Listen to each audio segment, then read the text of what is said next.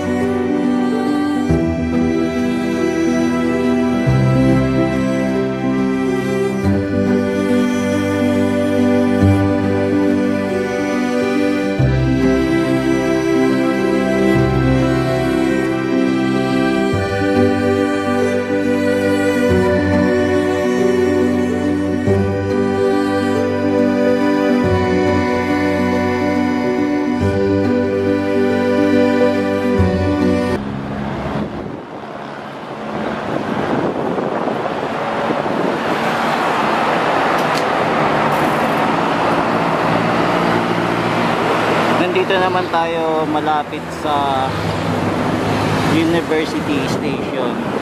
So eto, medyo malayo yung kinukuhaan natin. Nandito tayo sa overpass, pero lalapit pa tayo ng konti, kaya lang hindi natin makikita yung underground na ginagawa sa area na to. So for the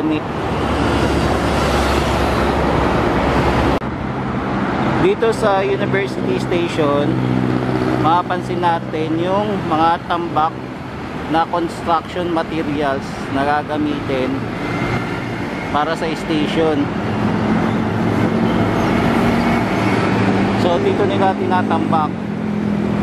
Possible ito yung mga gamitin, kaya lang wala pa tayo napansin na pinibuild na station dito sa area ng University Station. So ngayon ay 2024 na.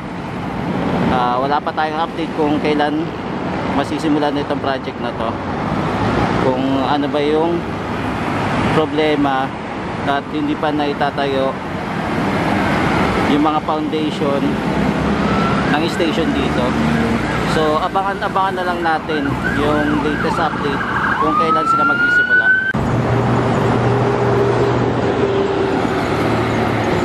Yan, nandito na tayo sa tapat mismo ng University Station. So mapapansin natin yung mga bakal halos na bubulok na. Ilang taon na rin ito nakatayo. Yan, sana may progress na dito at malaman natin kung kailan ito magsisimula. Kaya balik-balikan na lang natin itong lugar dito sa University Station.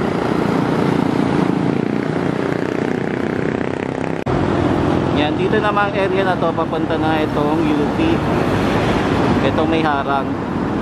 Yan, papunta na siyang UP Diliman. Akyat tayo sa footbridge. Silipin natin kung ano makikita natin sa underground construction ng University Station.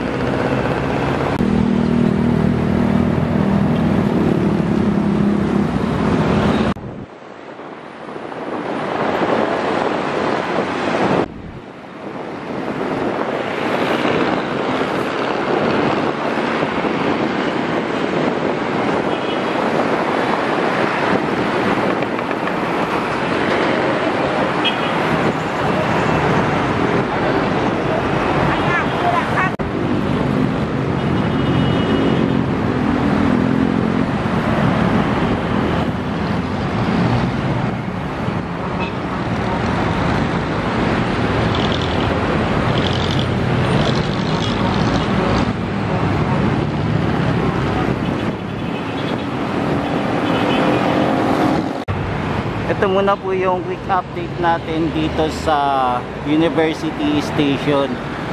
Kahit paano meron na din po palang improvement dito. Yan, kung mapapansin natin, sa ilalim inaayos na din pala. So abangan-abangan na lang natin yung mga susunod na next update dito, kung may tatayo na ba yung station dito sa University MRT 7 project. So ito muna po yung latest update natin. Hanggang sa muli po, maraming salamat. Mahal din natin ng Pilipinas. Thank you po.